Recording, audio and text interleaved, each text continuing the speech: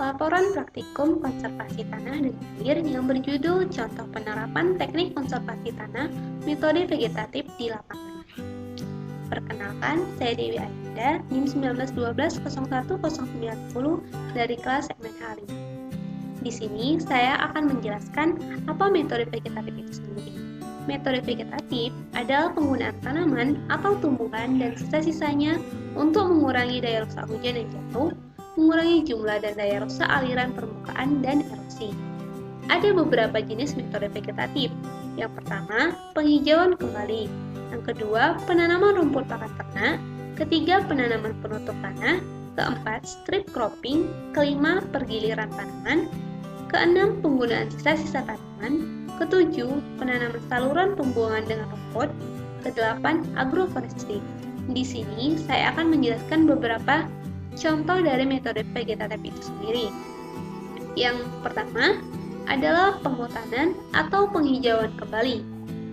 Penghijauan kembali adalah upaya pemulihan lahan kritis di luar kawasan hutan untuk mengembalikan fungsi hutan, menjaga dan meningkatkan fungsi perlindungan tata air dan pencegahan bencana alam banjir, longsor, dan atau untuk meningkatkan produktivitas lahan. Di sini saya menggunakan beberapa contoh pohon yang digunakan sebagai penghijauan kembali. Yang pertama adalah pohon mahoni atau Swietenia mahogany. Dapat kita lihat gambar dari pohon mahoni seperti yang ada di samping. Pohon mahoni merupakan tanaman yang selalu hijau, tahan hidup di tanah gersang, dan termasuk kategori tanaman yang dapat tumbuh di mana saja secara cepat serta mampu menyerap polusi udara. Yang kedua adalah angsana atau Pterocarpus indicus.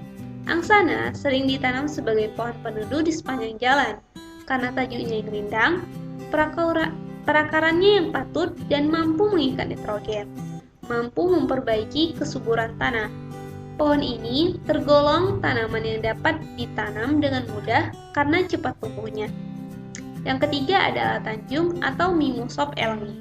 Tanjung adalah tanaman yang cocok ditanam di pinggir jalan sebagai tanaman peneduh karena pohon ini memiliki daun yang rindang dan berperan dengan baik untuk meredam suara dan debu. Dapat kita lihat contoh dari tanjung itu sendiri seperti gambar di samping. Nah, pohon ini cocok digunakan dalam pengembangan hutan karena memiliki multifungsi. Yang keempat adalah kerai payung atau Pilisium decipiens. Pohon kerai payung dapat digunakan sebagai tanaman penghijauan di wilayah perkotaan karena memiliki kemampuan mengintersepsi air hujan yang besar. Hal ini karena pohon kerai payung memiliki kondisi tajuk yang rapat dan tebal sehingga memungkinkan untuk menahan air hujan. Dapat kita lihat contoh dari tajuknya seperti pada gambar di samping. Selanjutnya adalah beringin atau Ficus benjamina.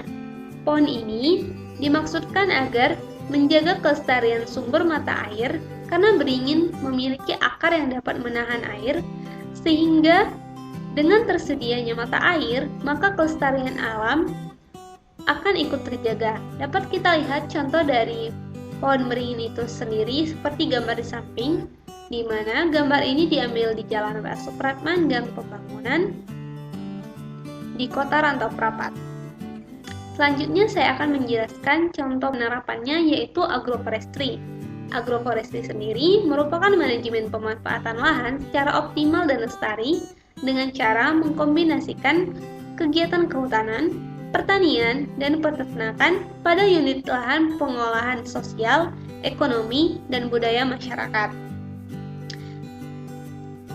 Selanjutnya, bisa kita lihat beberapa contoh dari penggunaan lahan agroforestry yang ada di sekitar sini.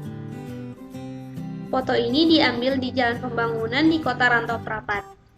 Nah, dalam foto ini kita dapat melihat konsep agroforestry-nya di mana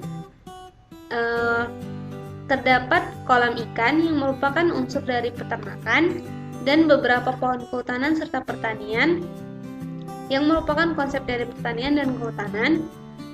Dapat kita lihat pohonnya ada pohon jati, pisang, di sebelah kanannya ada pohon seri, sebelah kirinya paling ujung ada pohon sukun dan juga banyak rumput-rumputan di bawahnya. Yang selanjutnya adalah penerapan pohon kehutanan dan pertanian. Dapat dilihat pada gambar ini terdapat beberapa jenis pohon, yaitu pohon rambutan, sawit, kelapa, pohon mangga, ada jambu, dan juga ada di sekitarnya ada konsep pertanian, yang mana terdapat beberapa pohon obat-obatan seperti serai, dan juga ada seperti ubi kayu, pisang yang ada di sekitar dari lahan ini. Sebenarnya lahan ini lumayan luas, cuman karena ngambil gambarnya nggak bisa terlalu jauh agar terlihat jelas, jadi cuman separuh-separuh saya meletakkannya. Kenapa kita harus memilih agroforestry?